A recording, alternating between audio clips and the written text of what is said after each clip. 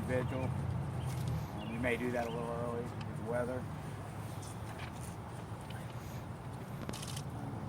Before we get started, though, I'd like, for all of us to observe a moment of silence for all the people that have been killed here recently in terrorist attacks in Paris and elsewhere.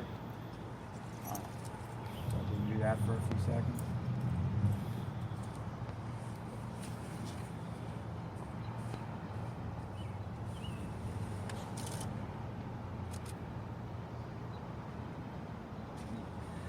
Okay, also I'd like to thank Kyle and, I forgot it again, Madeline from Senator McCaskill's office for being here.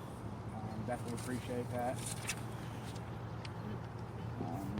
Transgender Remembrance is a day which occurs annually on November 20th. Is a day to memorialize those who have been murdered as a result of transphobia and to bring attention to the continued violence endured by us in the transgender community. What makes this year's observance especially difficult is the sheer amount of murders in 2015. The amount of transgender murders has doubled this year in the United States. That's basically a 100% increase. Also, an FBI report just released just this week states that in 2014 there was a 300% increase in reported hate crimes against trans people from 2013. If any other segment of the population had even remotely those types of increases, you can guarantee these people would be tripping over themselves to make change. And another disturbing fact about all that is that over 80% of the murders were trans women of color.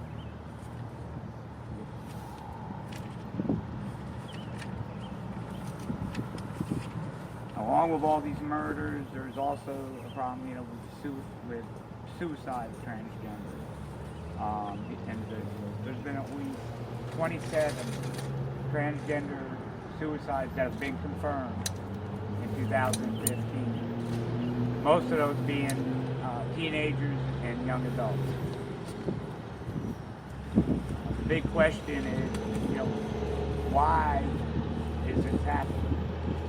Some say part of it is because of the raised visibility in the media due to reality shows and other types of media. But I think a big portion of it is fear. People by nature are afraid of what they don't understand. And when it comes down to, people up to recently, a lot of people had never even heard the word transgender before, no less understand what it meant. And a perfect example as far as fear is, take this phone for example. Up until a few years ago, this is what I used. This is all I knew. Okay. My daughter tried to get me to buy a smartphone. I didn't want nothing to do with it. Didn't know nothing about them. So basically, I was basically scared of them. And it wasn't until I was cornered one day by her and she sat me down and taught me about them, and that took my fear away. And then once the fear's taken away, you realize it's not so bad. Now anymore, a smartphone to me, is just as normal as running water in the sink.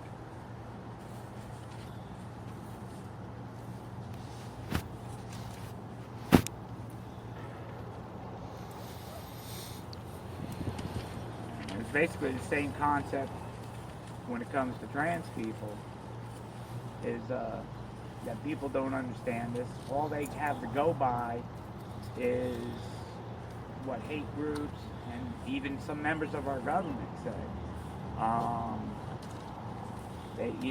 They say fairy tales and straight out lies about us, and but yet they have no facts to prove to even back anything they say. Just a few weeks ago, a non-discrimination bill in Houston, Texas was defeated completely out of fear. And they did the what if as far as, transgender people in the bathroom. Now, I've done lots and lots and lots of searches on the internet, and I cannot find a single documented case where a transgender individual went into a public bathroom and did anything inappropriate. No arrests, period. The only violence that happens in regards to transgender people in bathrooms is when we are in the restrooms and people come from the outside and attack us for being in the bathroom. That is the only thing that actually does happen. These fears are just totally misplaced. And basically, what we can do about it, number one thing is education and awareness. You got to be able to educate people that, we're not these monsters, that some of these people make us out to be. And all of us have to do that. Not just a few of us that speak out publicly. I mean, it needs to be every one of us in our daily lives. You see somebody, or you hear somebody talking bad about anybody in the LGBT community. I mean, try to talk to them and educate them. Don't be confrontational with them, but try to educate them on the facts of what we are really about. And we're never going to convince everybody. Some people just have to, that's what makes us humans unique. We're all different. We all have our own views. We're not going to, convince everybody. But most people, when they hear the facts about us, they're going to be willing to give us a chance. I've dealt with that a lot in the last 5 years of my transition. When people met me and such, and then they realized the kind of person I was, no, you're all right. You're not like I ever expected, a transgender person would be. It's because we're just the same as everybody else. We all have the same hope, dreams, and everything as everybody else. Our blood bleeds just as red as anybody else's. And, we just want to be treated equally. And, the other thing that's important is that we need to be given equal rights.